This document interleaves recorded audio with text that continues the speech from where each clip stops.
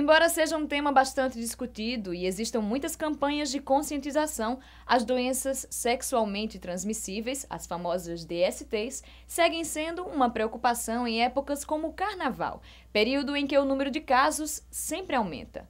Portanto, se você ainda tem alguma dúvida, preste atenção no bate-papo de hoje com a ginecologista Andréa Larissa.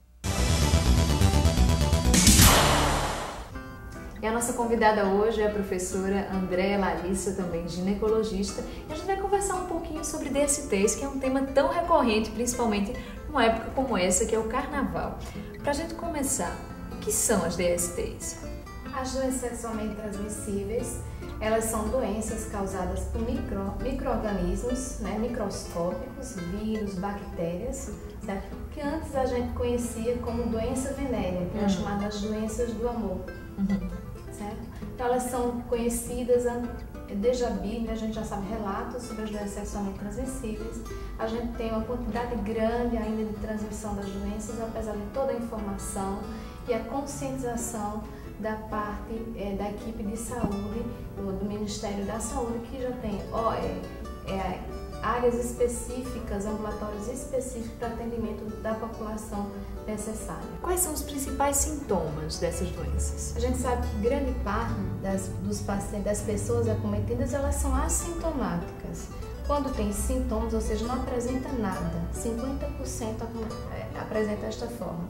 E a outra parte, 50%, ela vai ter uma ferida, a gente chama úlcera, ou vai ter um corrimento, certo? Pode ser um corrimento tanto da mulher quanto do homem. A gente é mais conhecido saber que a mulher tem corrimento, mas o homem pode ser uma secreção pela uretra, que é o canal da urina, e a gente chama também de corrimento, só que uretral masculino.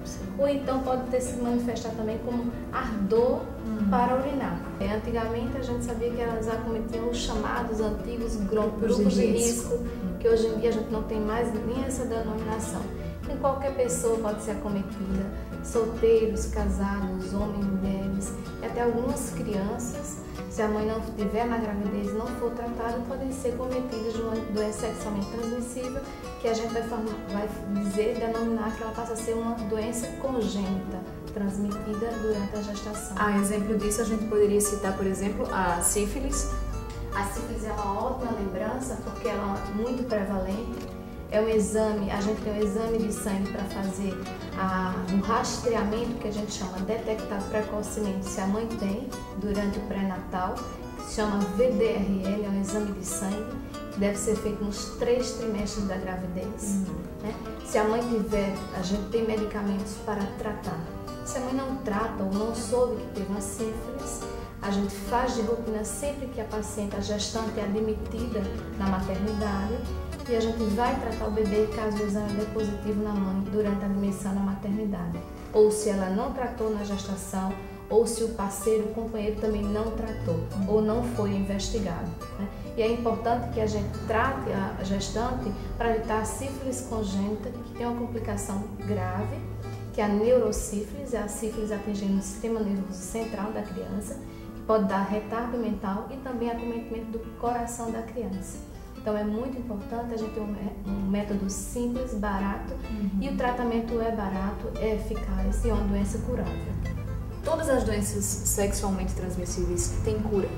Infelizmente ainda não. A gente tem a AIDS como uma ponta. Quando a gente falava em doença sexualmente transmissível, a gente sempre associava somente a AIDS, mas a gente sabe que a gente tem outras, tem umas 5 mais também acompanham a AIDS. Só para a gente encerrar aí, o Carnaval já está aí, que conselho a senhora daria para as pessoas? O conselho principal, a gente está na euforia do Carnaval, mas a gente nunca deve descuidar da prática do sexo seguro, E a gente sabe que o grande parceiro nessa prática segura é o preservativo, a camisinha. A gente tem mais conhecido o condom, que é o masculino, o preservativo masculino, a camisinha, e a gente tem o feminino. Mas a gente deve sempre estimular a prática do sexo seguro.